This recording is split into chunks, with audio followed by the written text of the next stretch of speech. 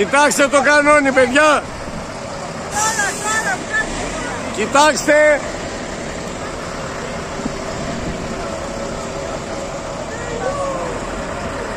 Νερό αφρός είναι τηλεκατευθυνόμενο, κοιτάξτε. Δεν πάμε πιο κοντά.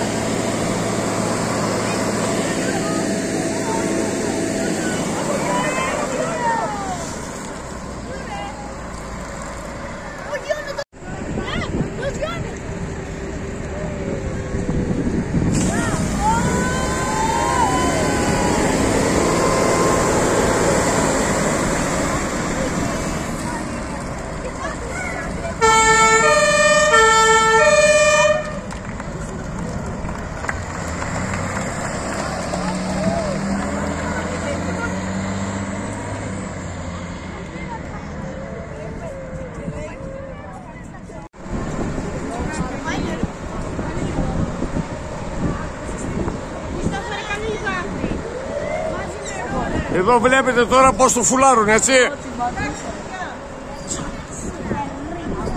Πως βάζουν νερό, αγάπη μου, αυτό εννοώ. Αυτός λέγεται Πάρθυρας. Έχουμε 4 και άλλους 3 στον από εκεί διάδρομο. Είναι κι άλλο κτίριο που είναι στην κλίση, γιατί έχει διάδρομος και από εκεί διαδρόμο. Αυτοί οι Πάρθυρες είναι μόνο για αεροσκάφη. Για να σβήνουν φωτιά με τα κανόνια που ήταν μπροστά, αυτά τα λέγανε κανόνια που ρίχνανε, για να σβήνουν φωτιά στους κινητήρες, στις ρόδες ή όπου έχει φωτιά στο αεροσκάφο. Τεράστια ποσότητα νερού με πολύ δύναμη και σβήνει τη φωτιά μέσα.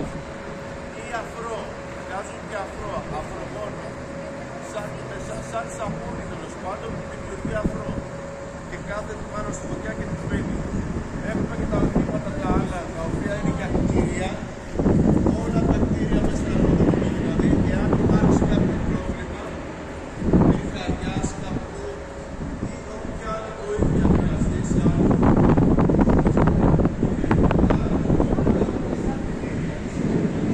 Γεμίζουμε το Πάρθυρα να είναι πάντα με νερό και βάζει μέσα και αφρό.